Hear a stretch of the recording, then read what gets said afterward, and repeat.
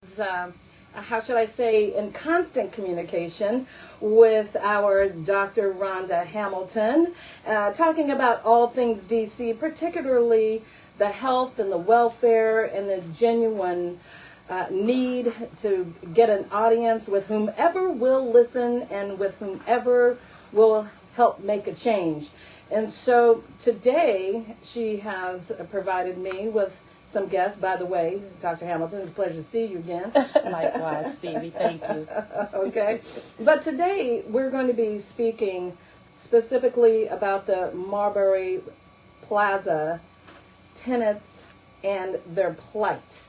And for some of you who might not be familiar, if you've seen it on the news, you've seen how some tenants within the District of Columbia have been suffering under the tutelage of what can be best described by some as slumlords. Now, I particularly have not been to those, to the plaza itself, or plaza, however you want to say it. Come on.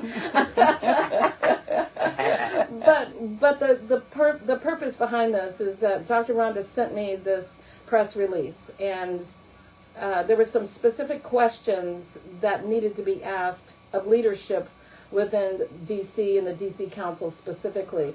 And so not only do I have Dr. Hamilton here with us, I have a couple of tenants who have taken the opportunity to voice not only their concerns as individuals, but maybe what we might be seeing as a whole for tenants all around. And so joining me, I have Evangelist Brenda Graham and Robert Price. So thank you both also for joining me here today. Thank you. Pleasure. Absolutely. So let's get started here, Dr. Hamilton. If you want to take the lead for our listeners to give a better picture as to why you're here today. Yes, and again, thank you so much, Stevie, and pleasure with thanks to Odyssey Radio for having us. The Marbury Plaza tenants for much of almost a decade now has been in the news, and there are many folks who believe they know the story, but we have been adamant to help folks to reintroduce them to the reality that these families are still living without heat, Stevie. They're still living with leaking pipes and exposure to hazardous and toxins. And just a couple of days ago, there were many that were relocated because of carbon monoxide concerns. We've been very much embattled in a what I would call a fight. We've rallied down to the Wilson building. We have all of the council members' attention. What we don't have are their actions or the representation of the political will to do something about these tenants in the district that are seemingly having to be left to live in uninhabitable conditions. Tenant bills of rights, the lack of enforcements, and the codes for housing regulations continue to be at the forefront of our concerns. We have to have change. Mr. Robert White, Councilmember Robert White, who is currently running for re-election and also chairs the Housing Committee, simply has not been able to offer these tenants and many tenants across the city with resolutions or enforcements that will keep them healthy and keep them from living in these conditions. And so we are spreading this message far and wide that there has to be a change. And all too often in these election cycles, the real issues don't come out. And so we are forever grateful to you and Odyssey for always leaving a door open for us to come and help the city to understand that there has to be change at our leadership level, and that also includes our mayor. Ooh, you just said a whole lot. Indeed, but it's true. And we just got started. Yeah. So what I do want to circle back on, and is something that you said that caught my ear, and if this was television, you would have seen my eyebrows reach the top of my forehead. I know that's right. When you said something about some tenants having to be I'm going to say removed. I'm not going to say relocated. Forcibly evicted. Yes. Okay, so that's removed is not relocated. No. From your home because there is a health risk, and i.e. carbon monoxide. So is this something that's prevalent within the the plaza? Are they apartments? Are they condos? I don't want to get it wrong. They're apartments. Yes. Okay. And 3 weeks ago, the front building boiler was leaking carbon monoxide. And the fire department came out and told them that it's uninhabitable for them to use that. So that means that both boilers for the back high rise and the front high rise, and we're inhaling asbestos, various mold spores, other hazardous things that's coming through the vents. We're having breathing issues, as you probably can tell with me. Mm-hmm. You know, we have children testing positive for lead and other things that they've been exposed to there. We have tenants who actually have rats in their apartments. We had one tenant put on our tenant page a video of when they go to bed at night. They have cameras in their house. Mm-hmm. The rats come out and they take turns and they live. They don't even go to the bathroom at night, and their kids sleep in their room. Okay, we have mold everywhere, everywhere. The leaking pipes going to the garage is constant. It's only by the grace of God nobody have fallen. We oh my God, this morning, taking a shower with when I got in there, the water was cold, ice cold. I'm like, oh my God, you know? And then I kept running the water. I cut the cold water off, the hot water came on. It was just a mess. It kept switching from hot to cold. You know what that's like, to take a shower?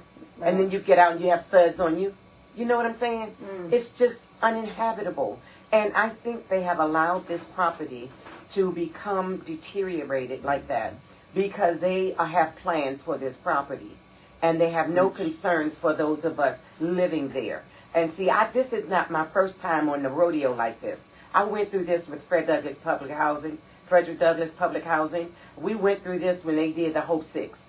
Okay? Okay. So we went through this. They left Fred Douglass and Stanton dwellings to dilapidation so bad.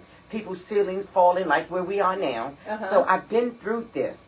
And like I'm telling tenants, you all need to prepare yourselves because they're going to shove you up out of here like dung on a shovel. I'm just being honest. They want that property, but they don't understand the devastation we're living in this property. Who want to go to sleep and pray that you don't die in your sleep from carbon monoxide? Or you shaking your kids at night to make sure they're all right? Okay. What is that about? No. Okay. So, Mr. Price, you're sitting over there awfully quiet, but you're in the background. You're going to preach. Well, so, share with our listeners what kind of experience that you are facing, or you know what's going on from your perspective as well. Well, first I just want to say thank you, and I'm actually jubilant to be here. Come a little closer there. In supportive of the residents of Marbury Plaza Apartments. I've been a tenant there. I want to say fortunately, but unfortunately for almost 4 years now, and the building has been deteriorating, and it has been deteriorating at a vast rate. I've seen people, safety issues, which I have personally jeopardized myself and my field by taking the responsibility of being an advocate for safety for the senior citizens, one particularly across the hall from me and also down the hall from me, to make sure that they get in the building safely at nighttime. There's been gun shootings on the floor, I believe last year. Also, I lost my child in a custody issue because of the living conditions in Marbury Plaza this year, on June 2nd, 2023. And my unit itself is not as bad as some of the residents' units, but it is concerning. I've had a hole in my hallway bathroom, 28 by 33 inches, Whoa. which a rat fell through, and I guess it was hurt, and it died in a tub. I smelt the funk of it, noticed it, took a picture, and sent it to Mr. Raddick, which was the lawyer that's representing the organization in which we are fighting against. February 9th of this year, there was a fire on the 8th floor, apartment 816, where they had to knock down the apartment doors, and they put a faulty lock on my door, so I've been living with that faulty lock up until July, where people were able just to pick my lock with a screwdriver and pop it right open. And come on in. And come right on in, and I filmed that as well. They did eventually put another Slim Jim lock up there, but you know, anyone can kind of get in. I'm not going to give an apartment number. Okay, go. That's what's like, you need to stop right there. For my safety, but they put me at risk because I had to stay over my cousin's house a couple of times. I wasn't quite sure what that shooting was in regards to. The water leaks are terrible. I have videos of water leaks, waking up in the morning and stepping in the water, just puddles of water. The shower, the heating condition. It seems like every winter, 1 and 2 days a week, the heat's off or something's going on with the water, and it's a constant thing. And it seems that Marbury Plaza, they do have a motive, and I do believe that the motive is just to get rid of the tenants and do something else with that building. And the way to drive the tenants out would be to just keep the building at a just low maintenance rate. You know, just do the necessary things that they have to do to appease, you know, the tenants. And other than that, let's just go ahead and inconvenience these guys, and hopefully one by one they get up out of here, and the sooner the better.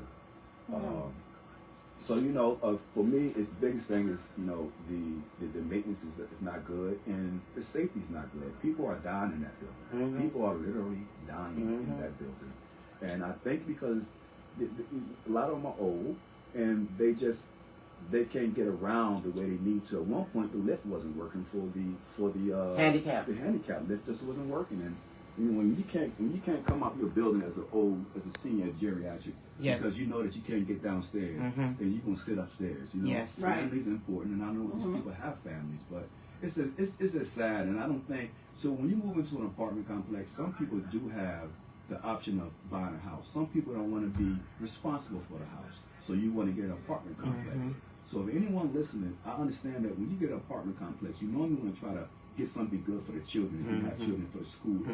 If not, then you want to try to get something safe for yourself, you know, for your welfare.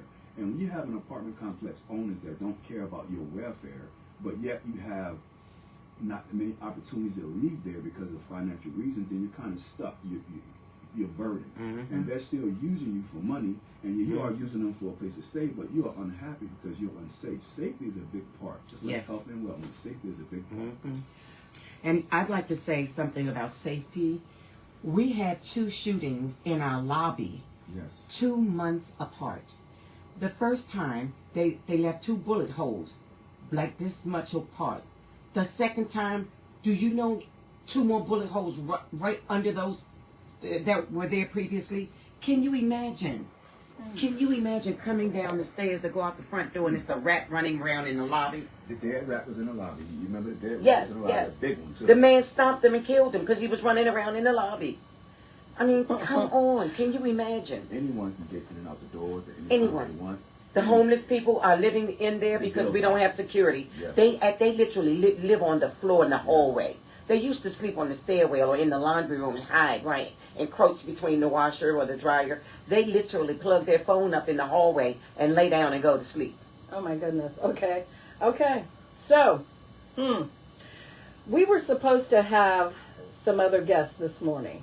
Okay, and I'm thankful that the 2 of you are here because you give a real hand perspective. I'm talking a daily perspective of what is happening. And I always say a person's perception is their reality. But if, you know, like when you see a car wreck, somebody's going to see something a little different. They just know that the car wreck happens. But your perspective of it, your perception is different. But the 2 of you are saying the same thing. Exactly. And you don't live in the same house or the apartment. Nope. But you have the same shell, if you will. And it sounds like you're living in a shell.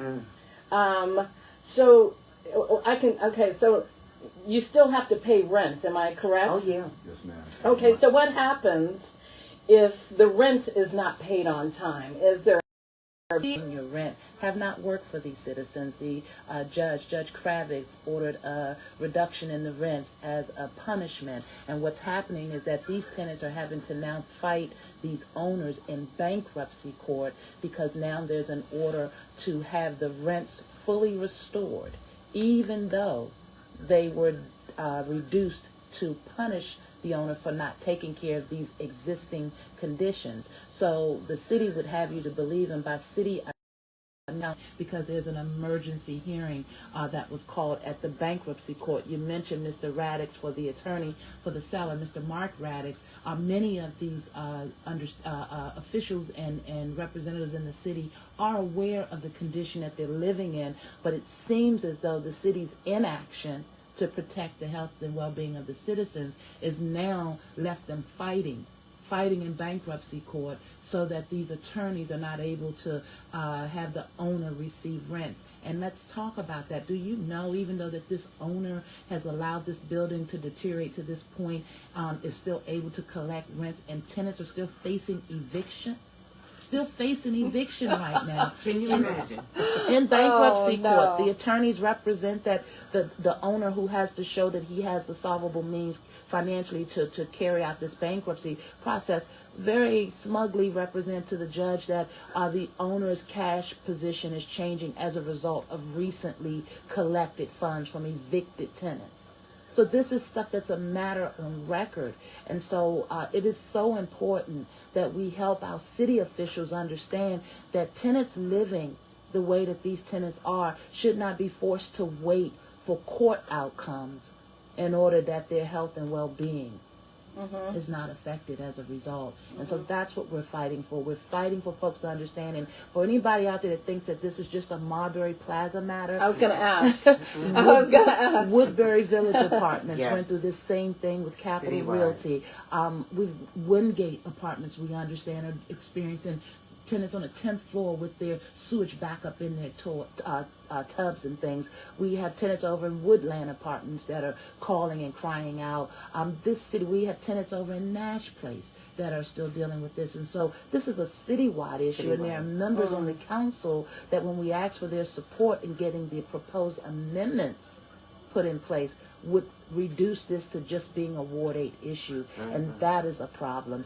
Business development in this city is placed above the wealth and health and well-being of our citizens, and that's what this is about.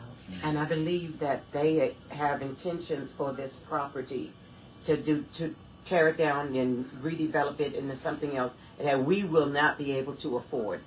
And that's what they did with the Hope 6 at Fred Douglass and Stanton Dwellings. Most of the tenants could not afford to come back. Even in the public housing units, they have to pay gas, electric, and water. Right. And we don't pay utilities. They're included in our rent. So they don't like buildings like this because they can't make money like this. Right. But if they had gas, electric, and water meters per unit, then they would be making a lot of money. Okay. And Hold on just one second. Okay, I'm okay. speaking today with Dr. Rhonda Hamilton, who was originally with In My Mother's Keeper, and she's put together some collaborations with Healthy DC and Me and Capital City.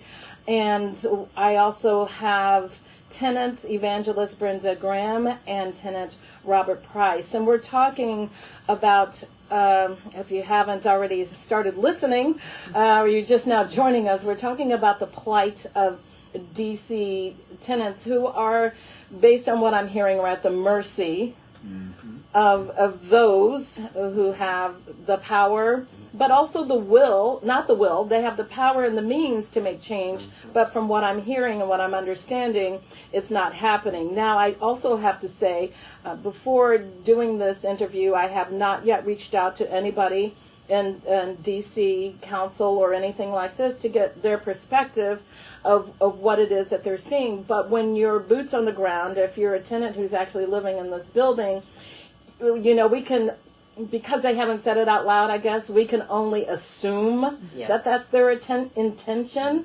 But once the path has been, you know, made, like you said, there are others that were, you know, pay paradise and, you know, put up a parking lot. But no, this is not a parking lot going up. These are unaffordable houses for individuals who are part of this city, who live in this city, who make it the city the city.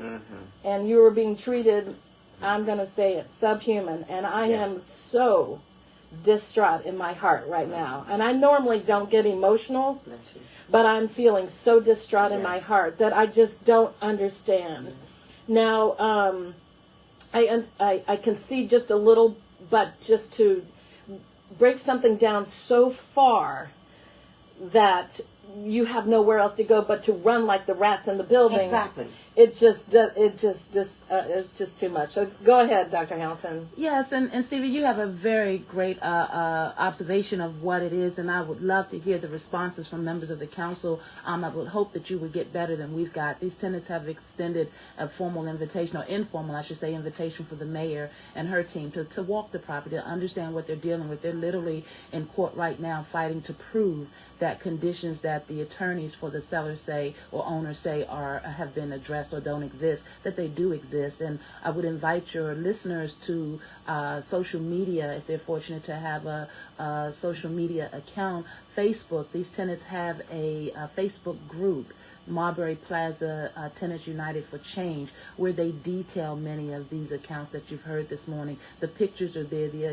Pictures don't lie. And so these tenants are crying out daily. And it's interesting. You mentioned at the top of the programming, do you say Plaza or Plaza? And it's interesting, synonymous to the history of Marbury Plaza. It's so interesting for folks that know our history. Marbury Plaza was the creme de la creme, Yes. back in the day. Yes. And so to have other advocates and progressive mindsets to come and not understand the history of this and what this represents. And so there are some that have framed this, that these citizens are looking, or that social housing would be their antidote. And social housing is just another way of saying public housing. And that is an insult to the history of what this particular property represents. And so again, we are disappointed with our leadership. There have been formal requests made to Mr. Mendelson, the chair counsel, who has agreed to set up a community meeting with the Office of Attorney General. Okay. And that hasn't happened.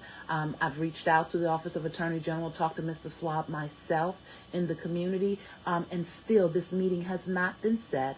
The mayor has not responded to the tenant's request to come to property. Again, there is no representation of any political willpower from these representatives that we keep electing to help our citizens. And it's time like these when their true representation is put to the test. Now, aren't there tenant rights? When you, as tenants, seriously, when you signed your lease, were you given information about, this is what you can expect from me, or absolutely. Okay. And I actually read some of the lease, and they're not obligating because of the standards of their living conditions in there. Oh, okay. And so they're in violation, completely in violation, and if we didn't have people like Dr. Hamilton and others to help us out, I don't think our voice would be heard as adamant as it is now. Yep. Because she's such a good speaker, and she's a foot soldier with sweat equity behind her back. All right, come on. Yes. She's able to put forth a great effort to let our voices be heard, because it's troublesome. It's troublesome. It really is. And I'm hurt more because I did lose my son. I'm still in communication with him, but just seeing some of the older people who just they need help, because I can get up and get it. Right. Some of these people just can't. Right.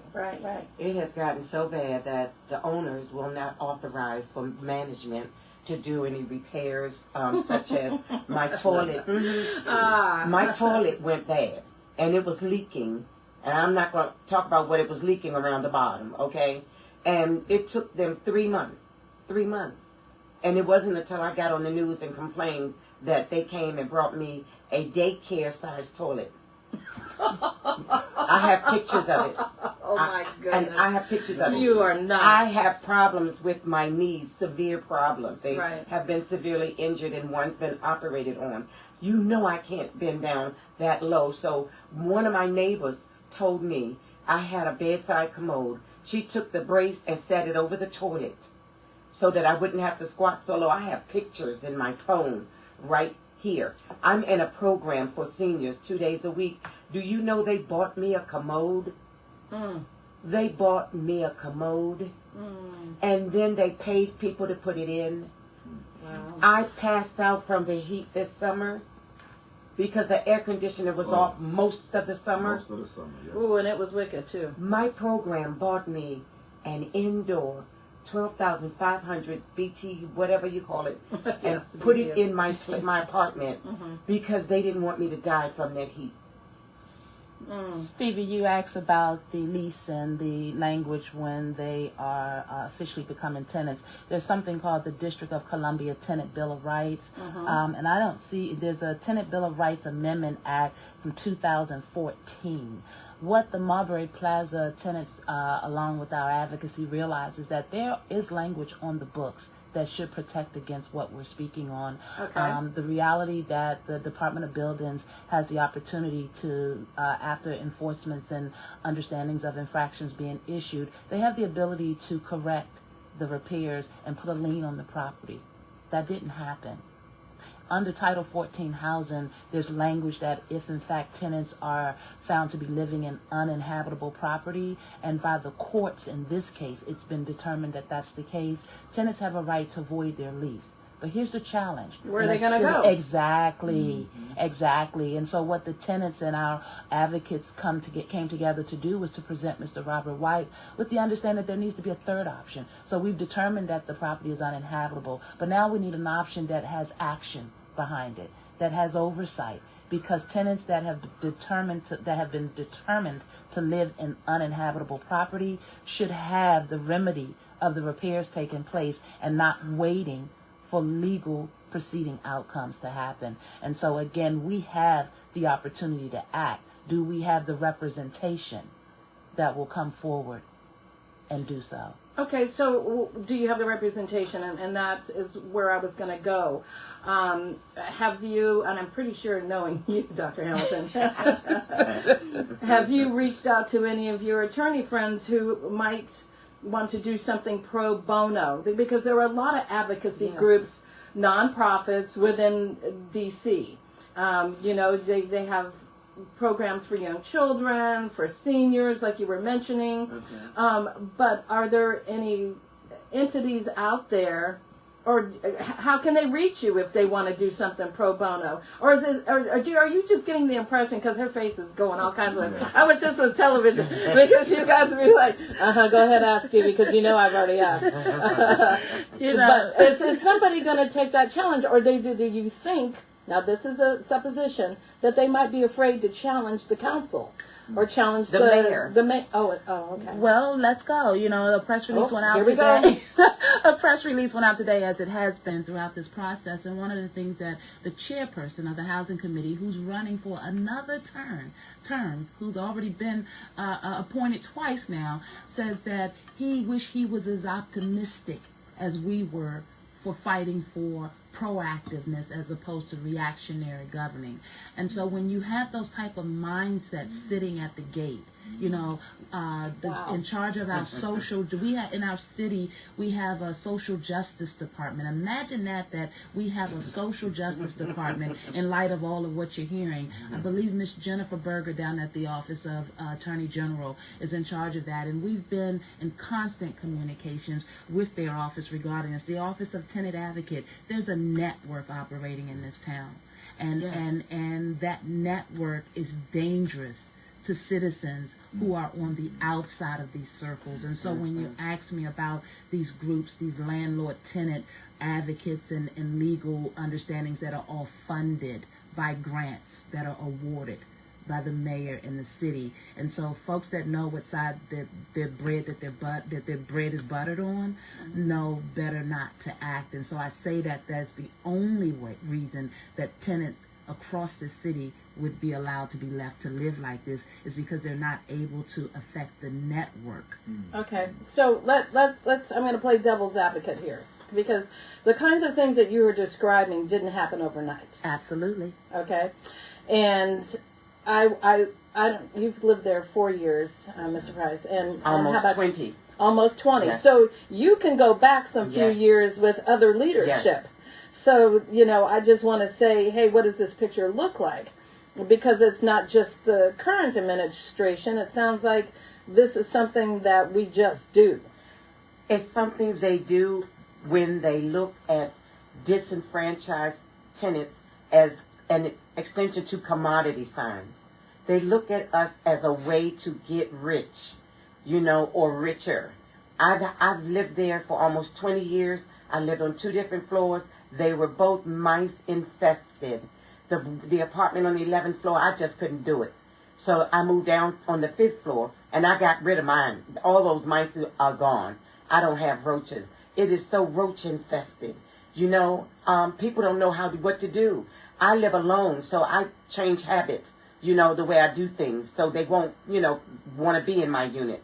But it's to the place now where I've been there and seen this property owned by 2 different people, and I'm told it's a group of them, and they sell it to each other for a tax write-off. Okay. Can't you go to the courthouse and see who owns it? Absolutely. Can't you? We know who own it. Okay. We know, but it's a group of them. They're friends. Can't you go to the planning commission to see what is in the future for DC? Because things don't happen overnight. Just like when you're, you know, the planning commission will say, in 5 years, we want to be able to build this grocery store on this corner. So there's economic development. There is economic development, but I want to make sure that we're clear. Evangelist Graham just touched on it. There is an economic push for development of real estate in our city. And the reality of these social programs failing presents an avenue for this real estate grab that we see happening. We see tenants being offered money to move based on TOPA rights. In Marbury Plaza's case, the TOPA rights were robbed of them because there's a bankruptcy understanding. And let's talk about this political will and these folks that you would believe should be in place to help these tenants. I can tell you emphatically that on a conversation with Mr. Myers in the Attorney General's office, that he said off record to the president of the Marbury Tenant Association that the system isn't really designed for you all to get ahead in this matter. Okay, so this is, Mr. Hatch, did you want to have one more thing to say? Just thank you, Dr. Hamilton. Yeah, the blatant, we've got to deal with what the true problem is, and there are many folks that have migrated to our area that have other agendas, and their agendas don't necessarily include the plight of these residents. And so, yes, there is a plan. What we want to ask the city is, why doesn't that plan include our marginalized, low-income, and working families? Okay. We only fit in that plan of that family, friends, and lovers network when they look to us as an opportunity to do new development, to disenfranchise us, to do new development or redevelopment, to move the tenants out the property and benefit from the property being new or redeveloped.